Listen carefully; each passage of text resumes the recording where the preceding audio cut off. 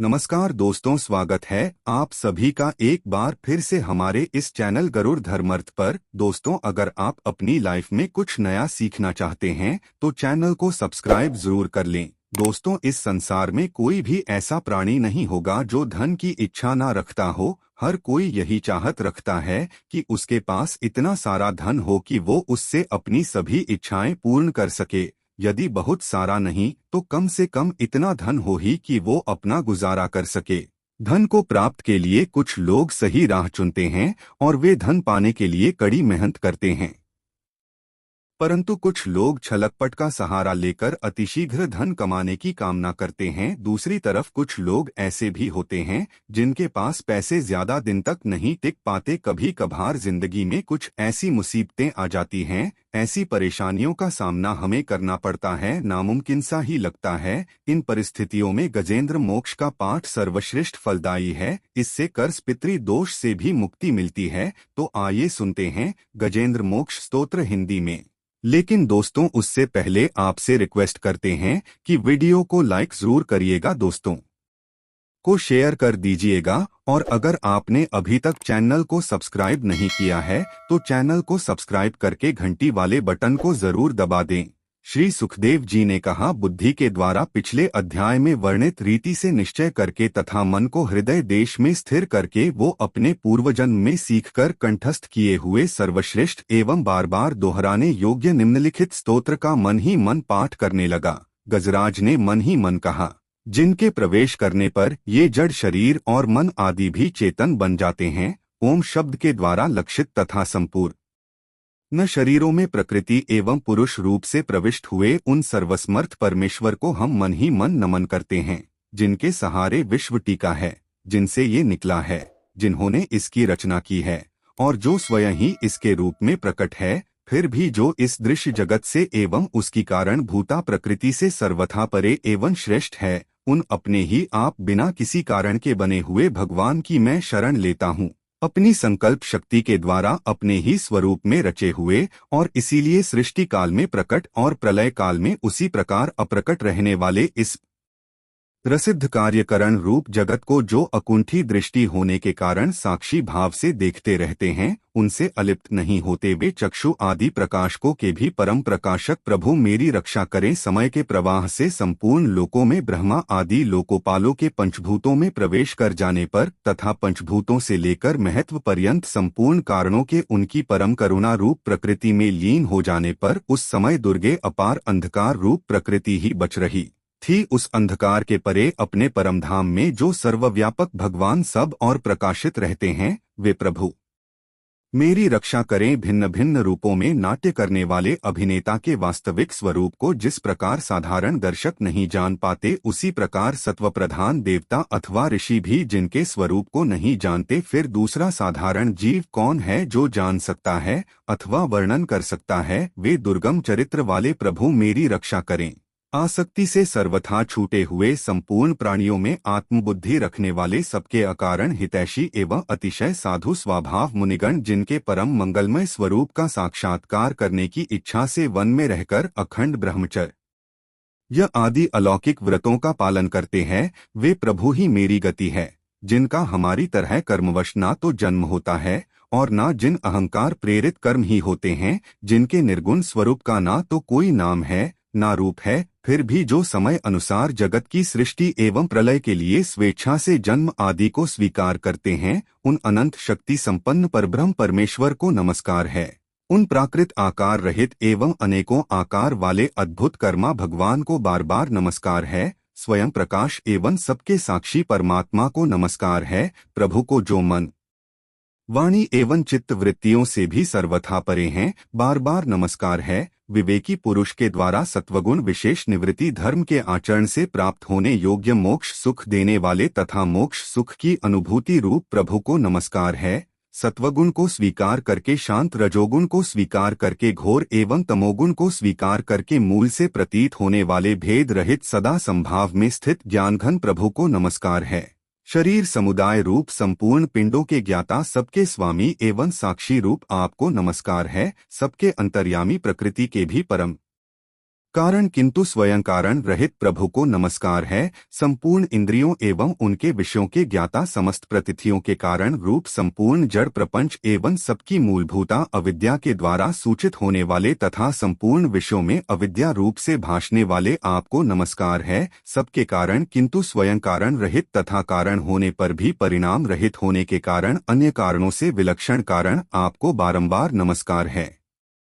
संपूर्ण वेदों एवं शास्त्रों के परम तात्पर्य मोक्ष रूप एवं श्रेष्ठ पुरुषों की परम गति भगवान को नमस्कार है, जो त्रिगुण रूप कोष्ठों में छिपे हुए ज्ञानमय अग्नि है। उक्त गुणों में हलचल होने पर जिनके मन में सृष्टि रचने की बाह्य वृत्ति जागृत हो जाती है तथा आत्मतत्व की भावना के द्वारा विधि निषेध रूप शास्त्र से ऊपर उठे हुए ज्ञानी महात्माओं में जो प्रकाशित रहते हैं, उन प्रभु को मैं नमस्कार करता हूँ। मुझ जैसे शरणागत पशुतुल्य जीव की अविद्या रूप फांसी को सदा के लिए पूर्ण रूप से काट देने वाले अत्यधिक दयालु एवं दया करने में कभी आलस्य न करने वाले नित्य मुक्त प्रभु को नमस्कार है। अपने अंश से संपूर्ण जीवों के मन में अंतर्यामी रूप से प्रकट रहने वाले सर्वनियंता अनंत परमात्मा आपको नमस्कार है। शरीर, पुत्र, मित्र, घर, संपत्ति एवं कुटुंबियों में आसक्त लोगों के द्वारा कठिनता से प्राप्त होने वाले तथा मुक्त पुरुषों द्वारा अपने हृदय में निरंतर चिंतित ज्ञान स्वरूप सर्वसमर्थ भगवान को नमस्कार है। जिन्हें धर्म, अभिलाषित भोग, धन एवं मोक्ष की कामना से भजने वाले लोग अपनी मनचाही गति पा लेते हैं, अपितु जो उन्हें अन्य प्रकार के आयाचित भोग एवं अभिलाषी पार्षद शरीर भी देते हैं, वे अतिशय दयालु प्रभु मुझे विपत्ति से सदा के लिए उबार लें। जिनके अनन्य भक्त जो वस्तुतः एकमात्र उन भगवान की ही शरण है, धर्म, अर्थ आदि किसी भी पदार्थ को नहीं चाहते, परंतु उन्हीं के परम मंगलमय एवं अत्यंत विलक्षण चरित्रों का गान करते हुए आनंद के समुद्र में गोते लगाते रहते हैं, उन अविनाशी, सर्वव्यापक, सर्वश्रेष्ठ ब्रह्मादेव के भी नियामक अभक्तों के लिए अप्रकट होने पर भी भक्ति योग द्वारा प्राप्त करने योग्य, अत्यंत होने पर भी माया के आवरण के कारण अत्यंत दूर प्रतीत होने वाले इंद्रियों के द्वारा अगम्य तथा अत्यंत दुर्विज्ञ अंतर्हित किंतु सबके आदि कारण एवं सब ओर से परिपूर्ण उन भगवान की मैं स्तुति करता हूँ। ब्रह्मादि समस्त देवता, चारों वेद तथा संपूर्ण चराचर जीव नाम और आकृति के भेद से जिनके अत्यंत शूद्र अंश के द्वारा रचे गए हैं, जिस प्रकार प्रज्वलित अग्नि की लपटें तथा से किरणें बार बार निकलती है और पुनः अपने कारण में लीन हो जाती है, उसी प्रकार बुद्धि, मन, इंद्रिया और नाना योनियों के शरीर ये गुण में प्रपंच जिन स्वयं प्रकाश परमात्मा से प्रकट होता है और पुनः उन्हीं में लीन हो जाता है, वे भगवान ना तो देवता है, ना असुर, ना मनुष्य है, ना तिर्यक योनि के प्राणी हैं, ना वे स्त्री हैं, ना पुरुष और ना पुसंकी हैं, ना वे ऐसे कोई जीव है जिनका इन तीनों ही श्रेणियों समावेश ना हो सके, ना वे गुण है, ना कर्म, ना कार्य है, ना तो कारण ही सबका निषेध हो जाने पर जो कुछ बचा रहता है वही उनका स्वरूप है और वे ही सब कुछ है। ऐसे भगवान मेरे उद्धार के लिए आविर्भूत हो। मैं इस ग्राह के चंगुल से छूटकर जीवित रहना नहीं चाहता, क्योंकि भीतर और बाहर सब ओर से अज्ञान के द्वारा ढके हुए इस हाथी के शरीर से मुझे क्या लेना है। मैं तो आत्मा के प्रकाश को देने वाले उस अज्ञान की निवृत्ति चाहता हूँ, जिसका काल क्रम से अपने आप नाश नहीं होता, अपितु भगवान की दया से अथवा ज्ञान के उदय से होता है। इस प्रकार मोक्ष का अभिलाषी मैं विश्व के रचिता स्वयं विश्व के रूप में प्रकट तथा विश्व से सर्वथा परे विश्व को खिलौना बनाकर खेलने वाले विश्व में आत्मा रूप से व्याप्त अजन्मा, सर्वव्यापक एवं प्राप्तव्य वस्तु सर्वश्रेष्ठ श्री भगवान को प्रणाम ही करता हूँ। उनकी शरण में हूँ जिन्होंने भगवत भक्ति रूप के योग द्वारा कर्मों को जला डाला है। वे योगी लोग उसी योग द्वारा शुद्ध किए हुए अपने हृदय में उन्हें प्रकट हुआ देखते हैं। उन योगेश्वर भगवान को मैं नमस्कार करता हूँ, जिनकी त्रिगुणात्मक शक्तियों का राग रूप वेग असह्य है, जो संपूर्ण इंद्रियों के विषय रूप में प्रतीत हो रही हैं, तथापि जिनकी इंद्रियों विषयों में ही रची पची रहती है। ऐसे लोगों को जिनका मार्ग भी मिलना असंभव है, उन शरणागत रक्षक एवं अपार शक्तिशाली आपको बार नमस्कार है, जिनकी अविद्या नामक शक्ति के कार्य रूप अहंकार से ढके हुए अपने स्वरूप को ये जी जान नहीं पाता उन अपार महिमा वाले भगवान की मैं शरण आया हूँ, जिसने पूर्वक प्रकार से भगवान के भेद रहित निराकार स्वरूप का वर्णन किया था। उस गजराज के समीप जब ब्रह्मा आदि कोई भी देवता नहीं आए, जो भिन्न भिन्न प्रकार के विशिष्ट विग्रहों को ही अपना स्वरूप मानते हैं, तब साक्षात श्री हरि, जो सबके आत्मा होने के कारण सर्वदेव स्वरूप है, वहां प्रकट हो गए। उपयुक्त गजराज को उस प्रकार दुखी देखकर, उसके द्वारा पड़ी हुई स्तुति को सुनकर सुदर्शन चक्रधारी जगदाधार भगवान इच्छा अनुरूप वेग वाले गरुड़ जी की पीठ पर सवार हो स्तवन